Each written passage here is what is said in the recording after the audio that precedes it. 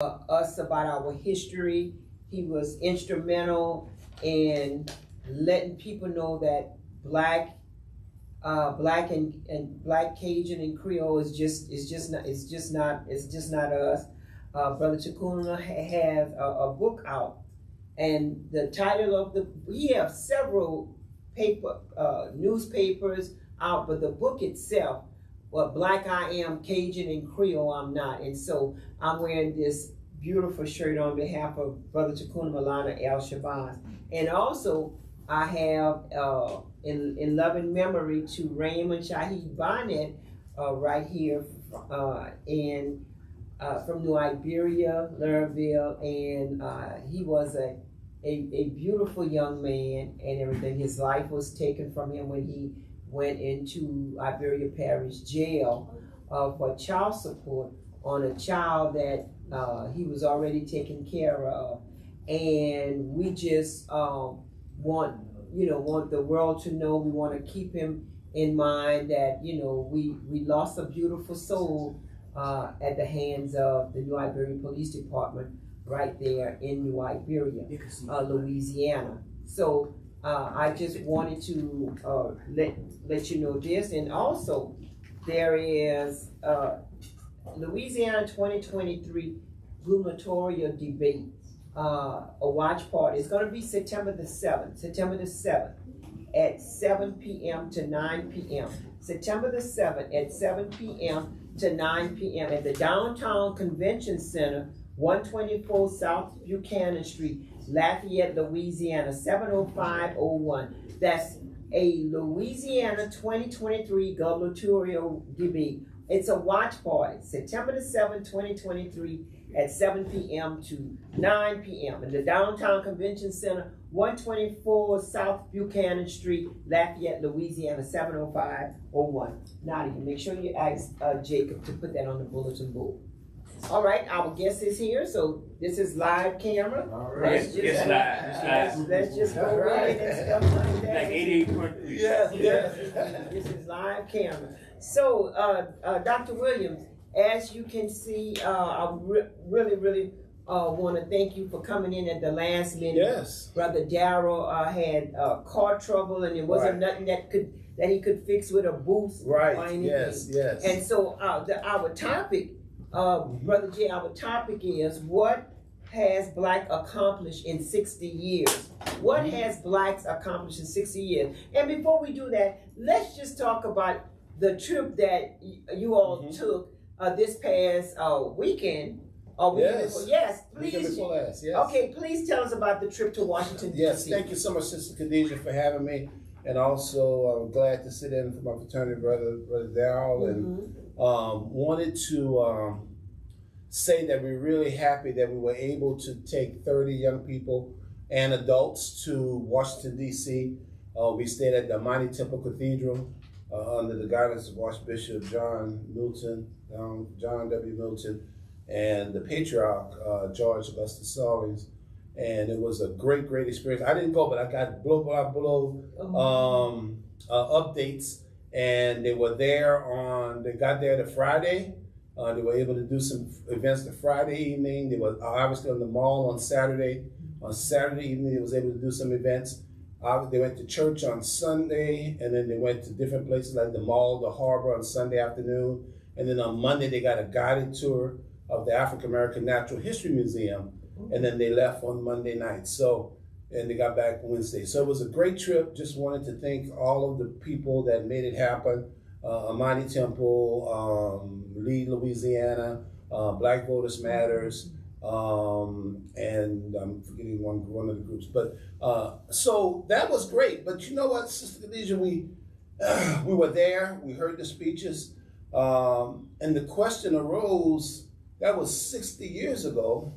And the reason I'm late, I was coming back from Wilford Johnson. A New Chapter Push was the other sponsor. That's what I was thinking about. New Chapter with Push. Reverend Wilford Johnson. Yes. He celebrated his 7th pastor's anniversary at Little Zora Missionary Baptist Church, and that's where I'm coming from now. Okay. So he had a great celebration. But we began to think about, so it's been 60 years since that I Have a Dream speech. Yes. And we've heard all kind of analysis about it. Was it just a dream? Was it just that? And so the question arises, where are we today? And on my way back, I was seeing all these Blake Miguez signs. Now, Blake Miguez in the legislature, just to put it in a framework, is someone in the same vein as Ackle and all the other people that we know from Liberia. I didn't know about, all the art stuff until I went meet you and Sister Marge over there for the trial for the judge that y'all was supposed. Y'all was going there every day. I went like 30-something days later, but y'all was going there every day. Judge Laurie, yeah. And I'm looking at all these people with the signs in the yard, and it makes me wonder even more. When Blake Miguez and somebody like that is up to become a state senator, right? Yes. And he is against equal pay for women. Yes. He's against a second congressional district. He's against having an opportunity to raise the minimum wage. He's against having the ability for people to sue when they're involved in accidents. He's for tax credits to the rich and the oil and gas.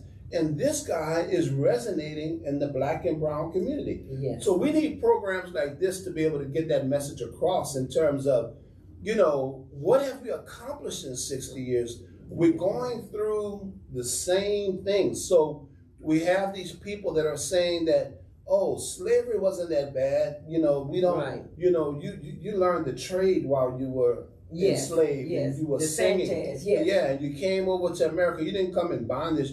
You came in America for agricultural opportunities. These people are trying to rewrite history. They see the writing on the wall. They see the browning of America. And Sister Khadijah, it's a new vein of 60 years later, right? Right. We're dealing with the same type of activities. We still economically are not where we need to be. Yes. We still don't have the same level of home ownership. We don't get paid the same for jobs, and then our health situations. We live a shorter lifespan than our counterparts the same age. Our women die more in childbirth than any other group, and so the question becomes, how do we have this discussion? Right, and not only that, but racism, white superiority. Even when you look at it this way, we have like the highest incarceration rate in the world. Yes. When I say we, I'm talking about this state. Louisiana unjustly denies parole eligibility to over half of its prisoners, wow. Many of whom are first offenders. All right, and so we have to contend with that. Then we have to contend with these Sambos and Samsus and all of them who are working against us. It's like when you go back, not many people, particularly those that was in the Catholic diocese or the religion completely, they didn't care for for Dr. Martin Luther King. Right. They didn't care for him, and everything. It was other people like the outsiders, right. And the youngsters that was there and was saying, oh yeah, he's talking what we need to hear. Right. But I mean, that is a good topic. What has blacks accomplished in 60 years, and it's where are we going, or where do we go from? And let me just say very quickly, you made a very good point just now about where we are and everything that's happening, right? And look, we want to recognize. I know on Wednesday mornings we hear you guys bring in some great guests. They are experts. The lady that came in during COVID, the doctor. So there's no doubt that we have some people that have excelled. But when we talk about African Americans as a whole, we're not talking about the exception to the rule. We're talking about our people as a whole. Because what they like to do is say, well, look at this person. Well, look at this person. Yes. Look at Colin Powell. They pick the people that they want us to look at, right? And so what we want to do is talk about our people as a whole. And I would just, off the top of the show, contend that, Sister Khadijah, the dream has been deferred. It's been a dream deferred. And what I mean by that is that, with the work that you do, Brother Jay do, that I do, that a lot of groups do, we are fighting some of the same battles they fought 60 years ago. And we still have substandard schools. You go to any school district in America, the C, D, and F schools are those schools that are in the Black and brown community. Yes. We still are dying at an alarming rate. Oliver North is, there are still people doing what Oliver North did and putting guns in the black community in 2023. Yes. We don't And have Oliver access North- to health care And Oliver North was involved with the government. Yes, with that Iran-Contra Yes. drug stuff, in, Right. in which he never done a day in prison. Right. Kept all of his awards, All the wealth, all the wealth he generated, kept all of his awards, and Mhm. retired, and still receiving retirement on our tax dollars today. Yes. You know? Mhm. And so when we talk about it, I believe that it's a dream deferred, and I think that unfortunately, some of our leadership have become too comfortable. We just happy to be in the elected office. We just happy to be judge. We just happy to be senator. We just happy to be representative. We just happy to be school board member. We just happy to be council member. Yeah. What we need is those people who will be unapologetically black. And so when we go to the polls this fall, I still believe that we have to be engaged in the political area, yes. right? Oh, yes. But we have to be able to have Mr. Hardy to come and answer questions about what was his positions. It's not just the white folks who are engaging in this stuff. It's those people like Elbert Guillory who have made it a business to, hold the line for conservatism and what it actually does to black and brown people. No different than Clarence Thomas is doing on the Supreme Court. So if you are bold enough to take those positions against your people, we ought to be bold enough to discuss it in public. Particularly when they contend, Yes. when they come back, they reinstitute themselves, and now some of these people come back and say, elect me again. Yeah. Are you kidding me? And then not only that, but like you take for instance like the Marcus Bryan. Marcus Bryan, you might have you just might as well cover him with white paint, because that's exactly what he's about. And no one tried to run against Marcus Bryan, and I swear, and I've said this before, if I would have been in his district or anything like that, I would have put my hand in that race, because there's no way Marcus Bryan could touch someone that's about their community, and not just for the other community. Cammy Marcherain, who ran against him, she was the better candidate, and we all knew that she was the better candidate. But what happens? Politics at its finest.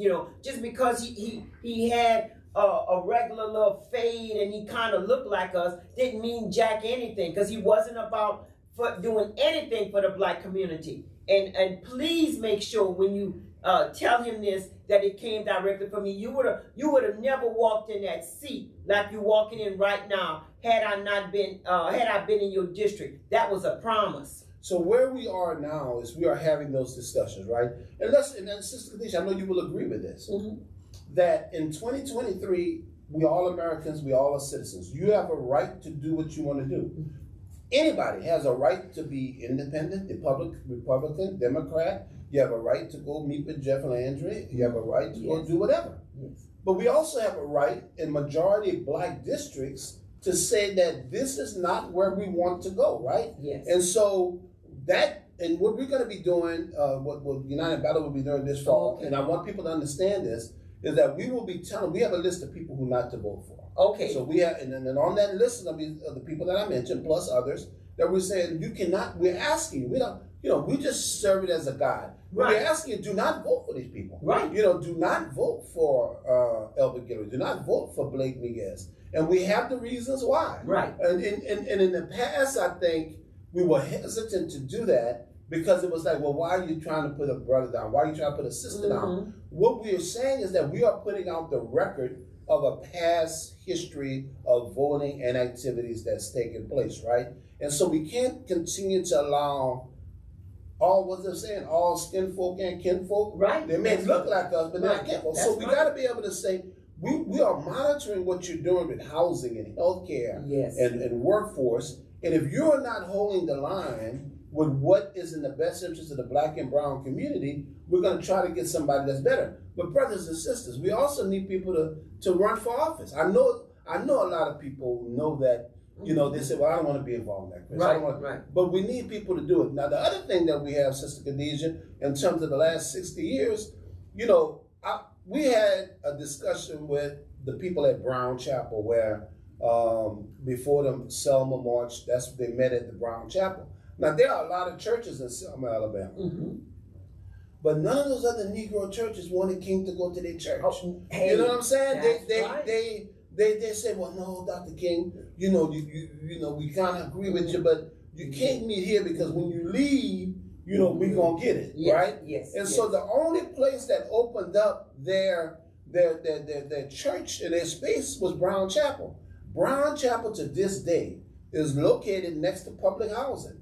It is in the hood. And the people there knew that the order of the day, something had to be done. I would contend that we still have the same thing today. Yes.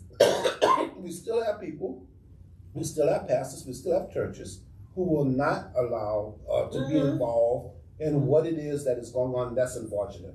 And let me say this, that you know I had been stopped with the Catholic Church and everything, and I already say that I'm not going to no church unless it was dealing with our black people. Right. When I had the chance to go to Imani Temple on behalf of Reverend Victor White Sr., who had lost his son, Love Victor, in New Iberia and everything, and I seen the meetings that was going on. That's the type of planning and church that you need to be into and stuff, because you're doing something on behalf of your people.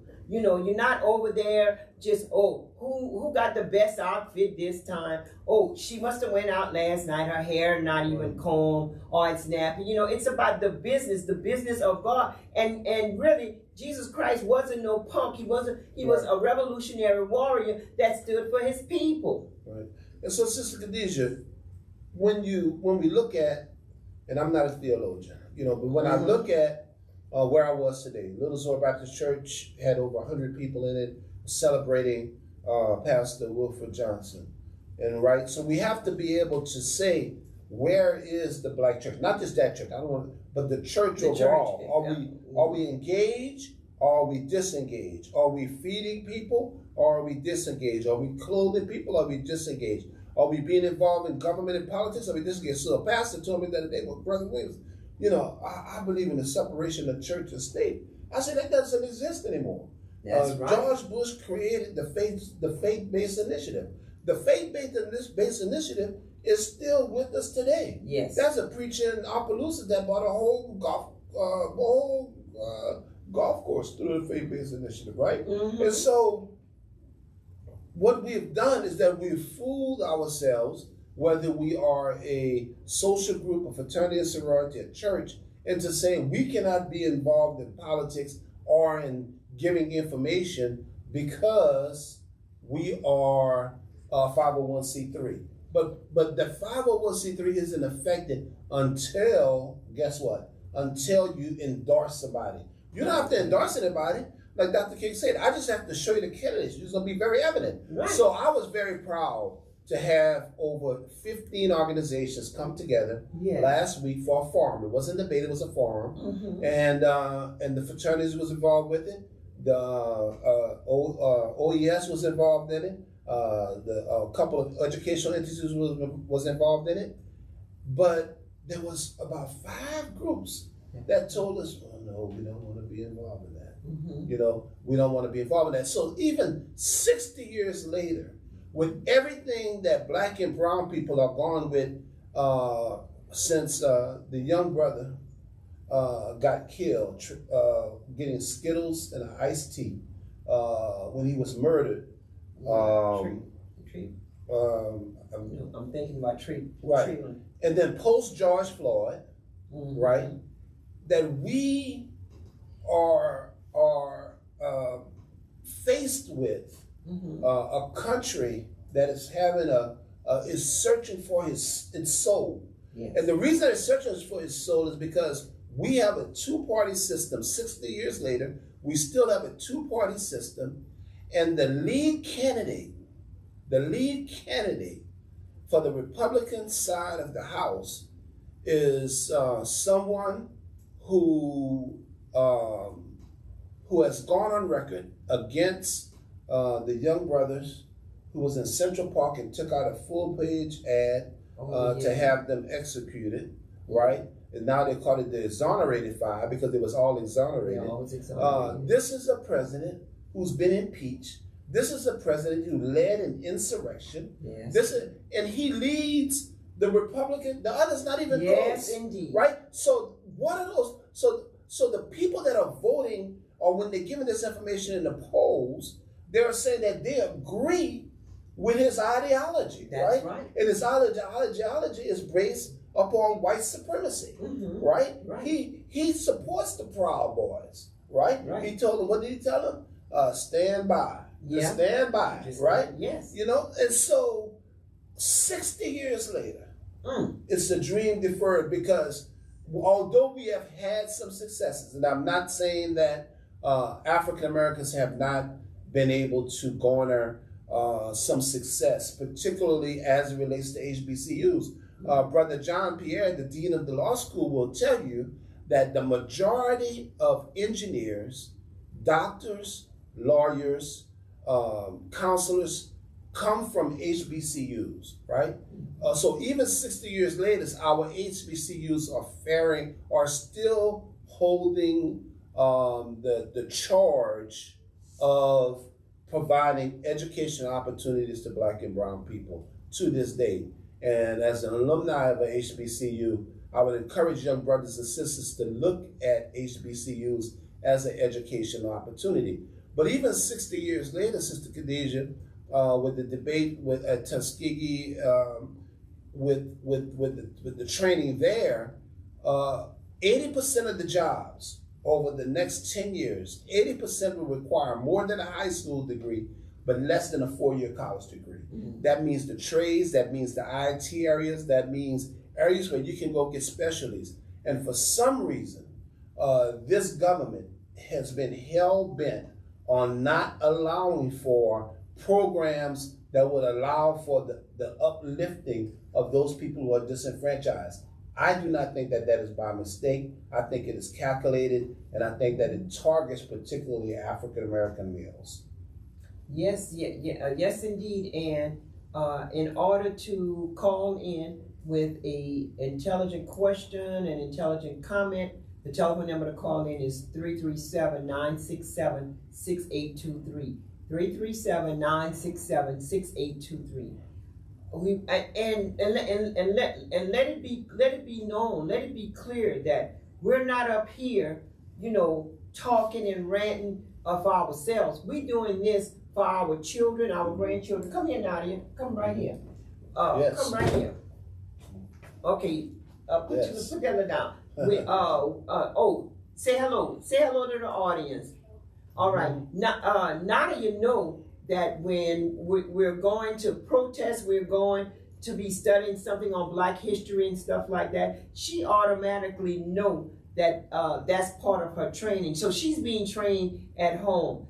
She came home one day, and we were watching one of the shows, and the shows was really a little bit above her head. And then she was saying, she was crying, Mama, why would they kill Black people like that? Why would they hang people like that? Well, it's in the history. It's in the fabric of the United States of America, and you need to know that. You need to know that when someone tell you, "Oh, you got nappy hair," they trying to insult you, but it's a compliment because we embrace our Blackness. We're here, Dr. Williams and myself. We're here doing things for your generation, the generation before you, and for our people as a whole. And one of the examples I want to give real quick, Nadia, I don't remember, she was at the library promoting to build the Northeast Library. Yes. So this young lady, she understood that there needs to be a library in the Northeast portion of Lafayette. But what did we get instead? We got four people to decide that they're going to put a jail on Willow. That's right. That's right. And so it was a double whammy. We're not going to do Harmon Park. We're going to put a jail on Willow next to J. Wallace James School, and we're not going to build your library, which is already funded for $8.5 million. And so we have to do some things differently, right? And the reason that we point these things out, because 60 years later, Nadia shouldn't have to be having those discussions about inequities and equality for her generation. Hopefully her generation will break the curse that has been had on this country as it relates to racism and the public policy centered around how it is that black and brown people are treated in the United States of America. This is why we do it. This is why. Thank you so very much. And when somebody tells you something about your hair, that your hair napping, what do you say? And don't let them touch nothing. That's right. That's right. Yeah, That's right. Yes, indeed. And so that's why we're so voiceful. That's why we're so determined. Because as long as we got breath in our body, we're going to tell you the truth, the whole truth, and nothing but the truth. So here in okay, I just don't want to go. I just don't want to go off too far. One of the greatest problems that we have in the state of Louisiana is white men with power that are some of the most despicable human beings around. Out of the sheriffs in the state of Louisiana, I think it's out of so much of the parishes, 59 or 60. I think we may have one black sheriff in the state of Louisiana. The district attorneys, who you well know, some of the most despicable or heartless men that we have here, the district attorney have all kind of power. And it's like, how can we shift that power when the ones that do get in, you swear they've been injected with some type of CA, convenient amnesia. They don't remember nothing of the struggle that their forefathers and foremothers went through. Right. And what they've created is these associations, right? Okay. So the District Attorney Association and the Sheriff Association have these big offices in Baton Rouge. They control, like you said, super majorities by white males, and usually over 50, 60 years old. And they've created an environment that does not produce public policy that will improve situations for black and brown people, right?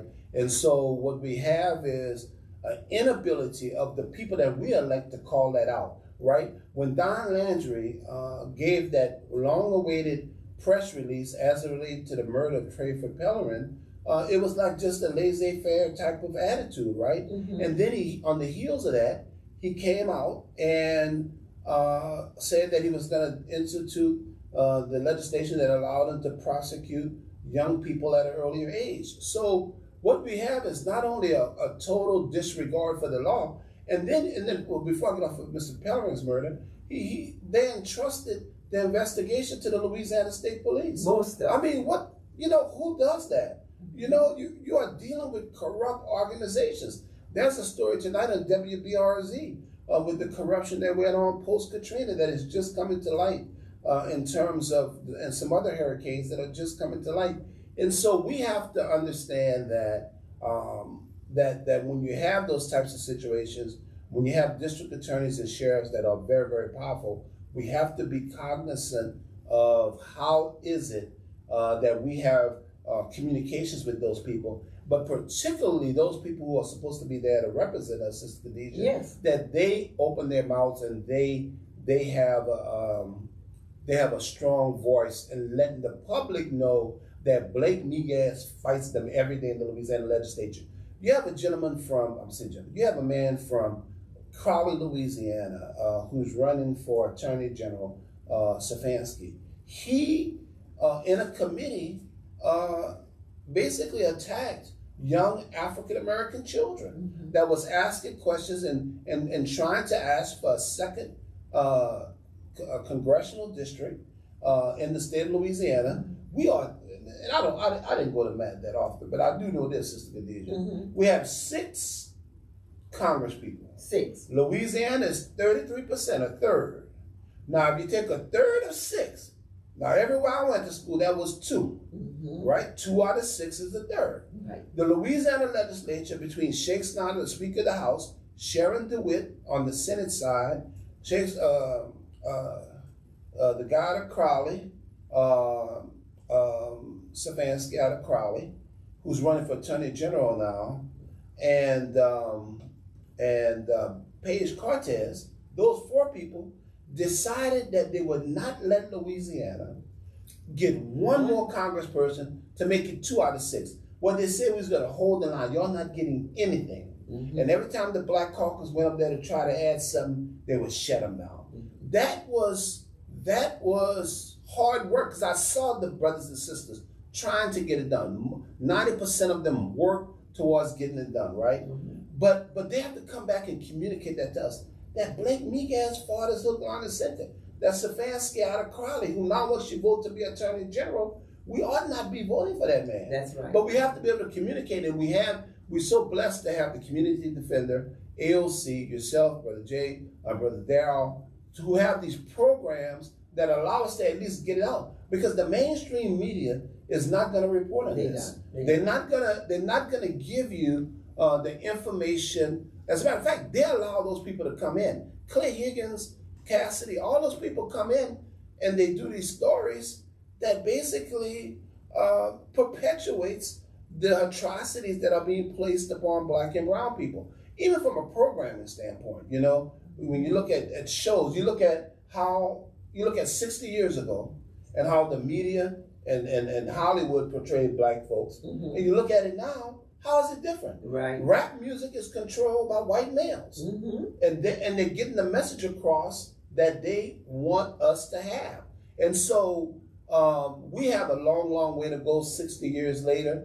I think that for me, the biggest takeaway from the Washington, D.C.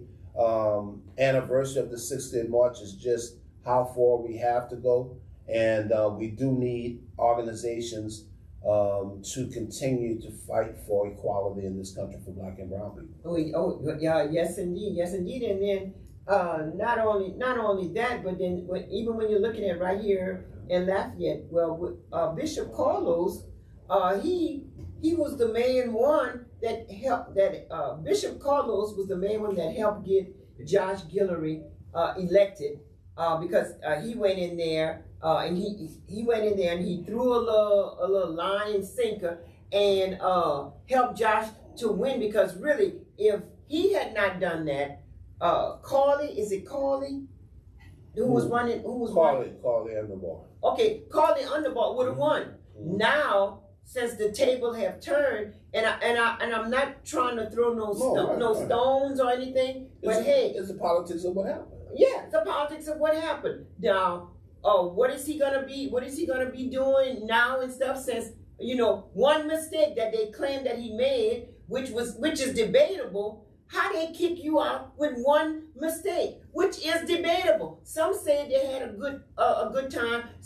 Only one person that I heard of complain. Calling you on. Yeah.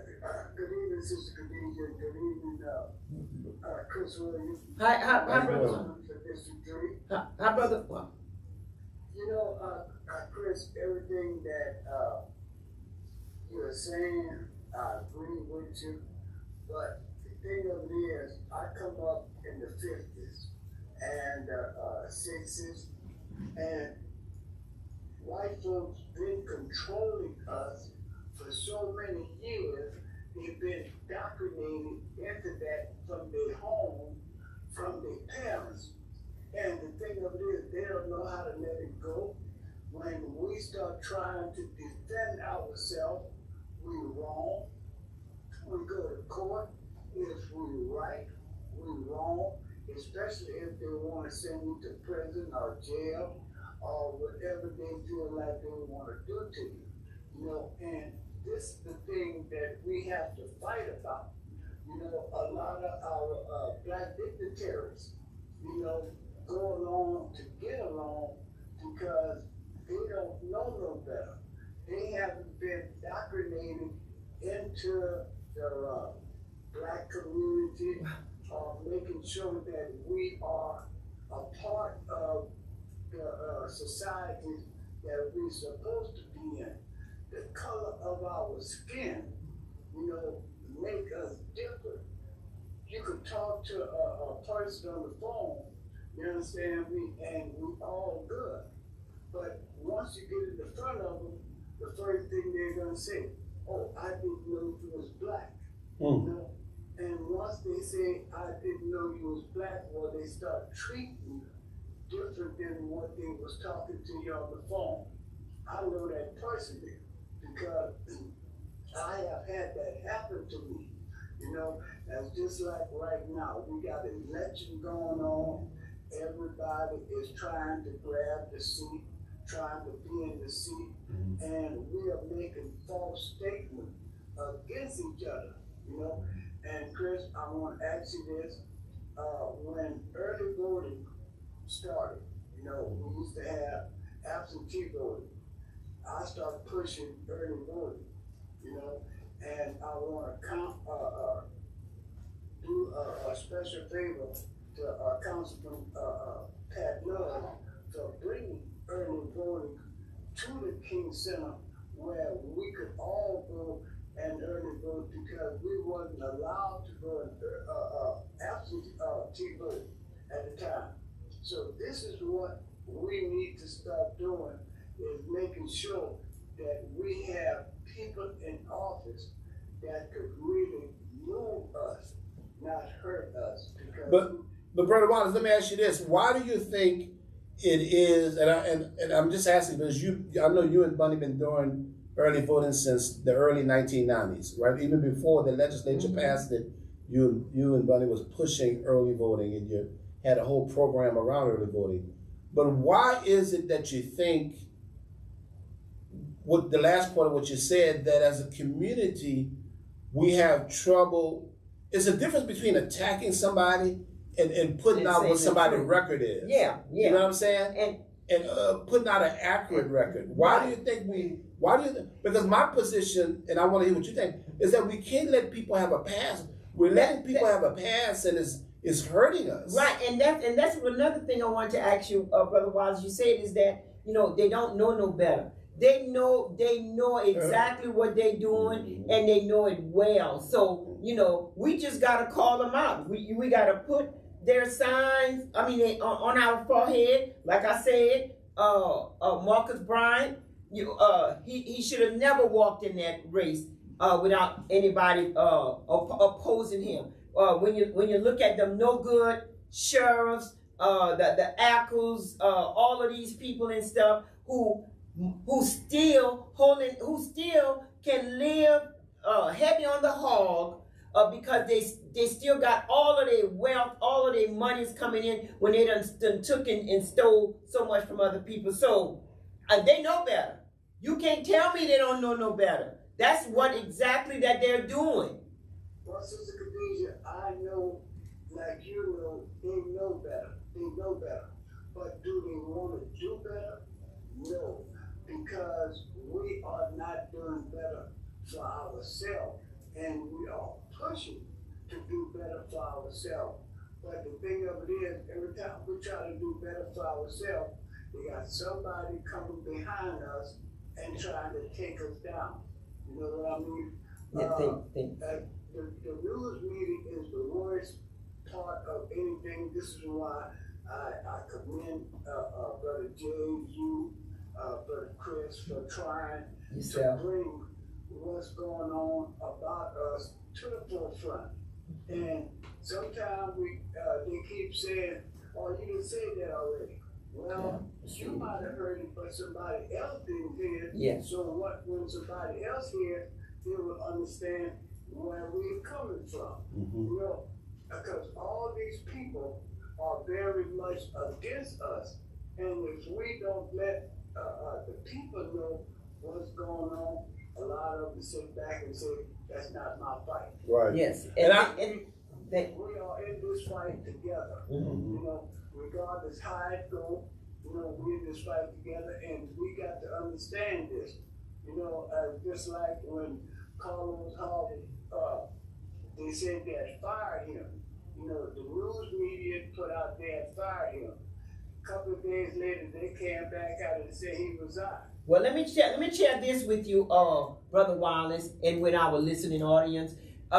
If he had resigned, there's no way that they would have had him escorted from his office on there's no way they would have had him escorted. So now, since they want to try to let's not make things look too bad for Mayor Josh, then they're gonna come back and try to clean it up. You know,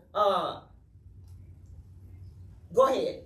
Well, Because I might say something. I sit on that meeting for Chief Thomas Glover. My wife was sick at the time. I was leaving her to come and be a part of that meeting. And Chief Glover got the job. 10 months later, they got rid of him. You know why they got rid of him? Because he did not want to betray the badge. He wanted to be sincere in being a chief and running a police department the way it should be ran, not the way the police union want to run it. And white people have a problem with taking command from a black person, because we could go back to President Obama. They had a big problem with President Obama, Right. Obama being chief of office, because they didn't want to take orders from black men, because they're so used to giving orders to black folks. All right. So I thank you guys for giving Thank you, brother. Okay, thank you. Appreciate you. Keep listening. Thank you so All right, much. thank you. And then Chief Glover, one of the best chiefs that we ever had in Lafayette, he had already identified these rogue officers. Now, what is a rogue officer? One that does not obey rules, one that do things when he want to do things, one that will beat you up and sign an affidavit saying you tried to attack him. He did all of that, and not only that, but if we going back on Josh Guillory and stuff, there's so many other things. Wait. Well, Khadija, what about the fire civil service board makeup? That's a big impact on what's going on with You Well, yeah. So the point with the fire and police civil service board, we've talked about that for a number of years, right? And the fact that we look, ladies and gentlemen, and in particular people in the black community, you have some warriors out there that have access to information and knowledge. When Reverend Harold brought out the fact that Maryland Castle was giving more time when I was going through the criminal justice system for a bulked up charge, Maryland Castle was giving charges that was more for blacks than whites that had the same charge. She became Chief Justice of the 15th Judicial District, right? That's right. And so, the Civil Service Board, they told Marjorie Broussard they equated there was a hang at the courthouse. And so, these things, we don't make these things up. These are actions and words that come from someone. When you have a city that is 30% African American and you have 5 board members on the Police and Fire Civil Service Board that are all white, that is a form of white supremacy. The fact that you have a consolidated government where the towns and the cities of Scott, Dusson, Broussard, and Youngsville doesn't have one African American elected official. That is a form of white supremacy. Yes, and the challenge is that we don't want to have that discussion in Lafayette Parish. White folks don't want to have it, and some black folks don't want to have it. And when those questions, which are legitimate questions, come up, the fact that Robert Judge is a white supremacist. He makes his ideologies is consistent with that of a white supremacist. But he's chairman or was chairman of the library board here. And so, and the gentleman that they fired from the library board basically said, the reason I was fired was because I was going to support putting the library on the northeast side of the parish, which is predominantly African American. And so we have to be able to, Brother Jay, I think, recognize that we are in the deep South. We are in the Trump. Louisiana is the 12th rated state in the country as it relates to supporting Donald Trump, and that we have to move to a safe space in terms of having discussions.